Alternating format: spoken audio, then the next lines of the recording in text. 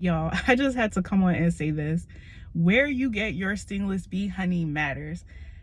I am in Houston. I know I say that all the time. And there's a really well-known herb shop here in Houston, and I saw an Instagram post where they were advertising that they have stingless bee honey eye drops, and there's plenty of people doing testimonials on their site about how they clear cataracts and glaucoma and all these kind of vision issues and things like that. And I'm like, wow, there's a source right here locally. I could potentially go in the store and just buy my honey without waiting for it to get shipped from So Ionic. So once again, I am not affiliated with So Ionic in any way, and I'm definitely, I mean, you're going to tell in a second that I'm not affiliated with this herbal store here in Houston. I'm not going to say their name because they're black owned. Not because they're black owned, but that's just not what this is about. So they are selling stingless bee honey in small droppers. Let me just show you. I gotta find something. Hold on. I think my air freshener, because this was crazy to me. You see this little bottle? Like, and then exclude the cap. So not counting the cap that's on here. The bottle is about this big. It's just a normal, like a small, I would say it's more like a sample size of eye drops that you would get, right? Or a travel size eyedropper that you might get in CVS or Walgreens or something. For that size bottle, about this high. Yep, about this high. They were charging $45.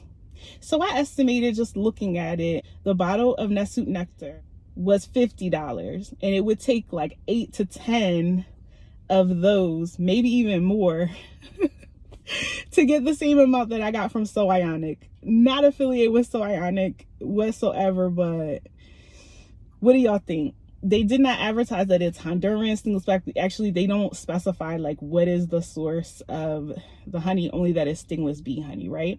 I know that stingless bee honey is very expensive, and it's even funnier and crazier to me because I've seen people trying to argue with KT in the comments on his videos, or just in general, about his products being too expensive. One guy was like, I'm not taking out a second mortgage to buy honey from you.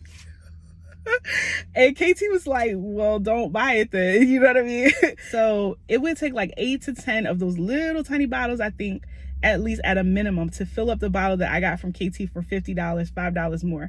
And if I calculate it, it's like, to get the same amount that I bought from KT, they would have charged me like $450, right? If I bought enough of those to equal what I got from KT. Well, suffice to say, I did not buy anything from that shop. I also thought about too, you know, I get it, you know, people will sell or upcharge, right? It's like any store. Like, I'm about to go in Dollar Tree right now.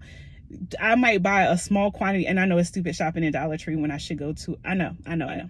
You go into Dollar Tree and they have like a smaller size and it's $1.25, but you could go to Walmart and get like 3 times as much for $2.50 or $2.48 or whatever. They only offer that $45 tiny bottle. So again, this is not to drag or trash any business. I respect the hustle, I guess, but to me, it did feel like kind of a hustle. I'm sticking with my source that I found for the Nesut nectar. If you are, you know, in your city and you have an herb shop, someone that you trust, and trust is a factor too, getting it immediately, I get all that, but to me, I think it's worth it to buy online from So Ionic and let it get shipped.